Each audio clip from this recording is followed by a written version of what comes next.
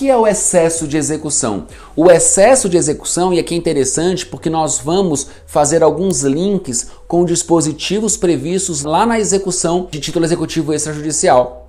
E essas questões elas se aplicam tanto ao cumprimento de sentença quanto à execução de título executivo extrajudicial. Uma delas é o excesso de execução. O conceito, o que se considera então como excesso de execução? O artigo 917, parágrafo 2º do CPC vai nos dizer: há excesso de execução quando 1.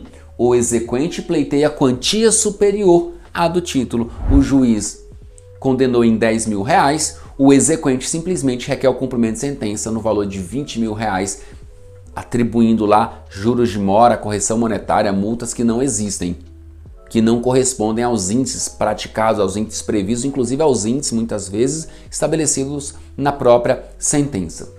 Então você deve ficar atento, atenta aqui ao valor que está sendo pleiteado. Muito bem, o exequente pleiteia a quantia superior, excesso de execução.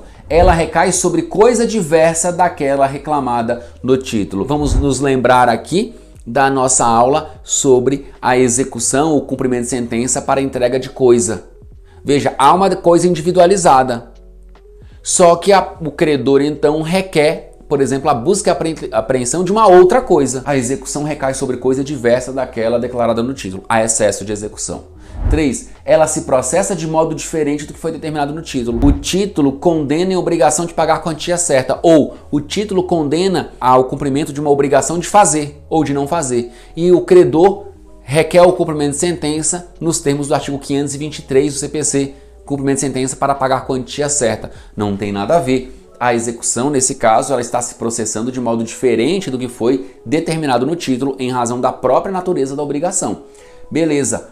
4. Muita atenção agora, querido amigo e querida amiga, aos incisos 4 e 5. O exequente, sem cumprir a prestação que lhe corresponde, exige o adimplemento da prestação do executado. Ou seja, antes de o exequente cumprir a contraprestação, ele exige a prestação do executado. E 5.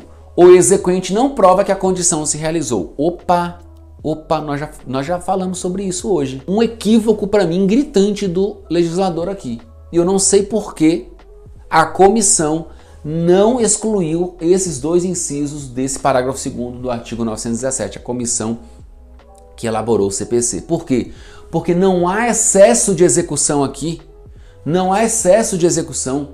O que há aqui, meus amigos, me permitam voltar, o que há aqui é inexigibilidade da obrigação.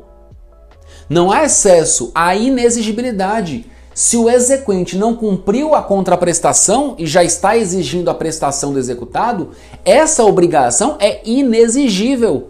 Não há excesso, é inexigível. Da mesma forma, se ele requer o cumprimento de sentença, mas ele não prova que a condição prevista no título não se operou, ele não prova que ela já se operou, há inexigibilidade da obrigação e não excesso de execução. Então, particularmente, me parece um equívoco enorme.